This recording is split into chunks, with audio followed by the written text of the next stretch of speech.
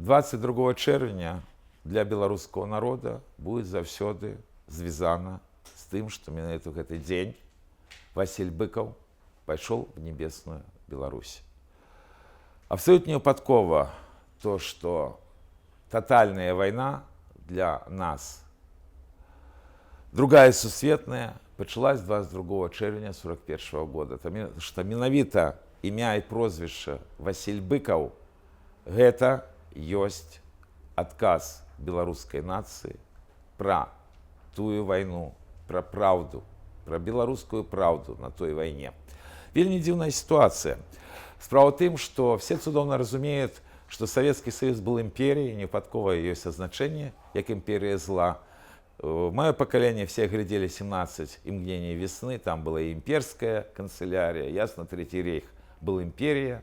Але ж калі про Першую сусветную войну кажут, что это была империалистичная война, то для другой сусветной войны, якую еще адепты Берии и Цанавы часом называют Великой Отчиной, такого значения нема.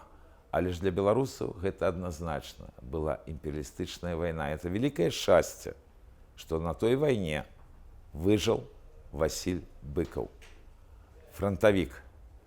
Гэта лёс практычна всех беларусаў, якія былі мабілізаваны в войскі, потому што мала хто з тых людзей, хто воевал, можа сказаць, што у него не было магчымасць загінуць.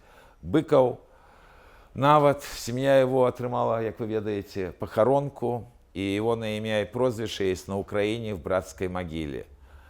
Але не зламалі.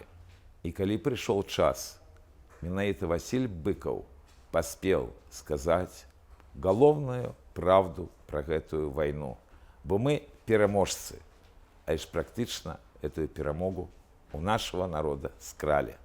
Таму памятаем, што 22 чэрвеня это день памяти Василя Быкова, это день памяти про другую сусветную войну.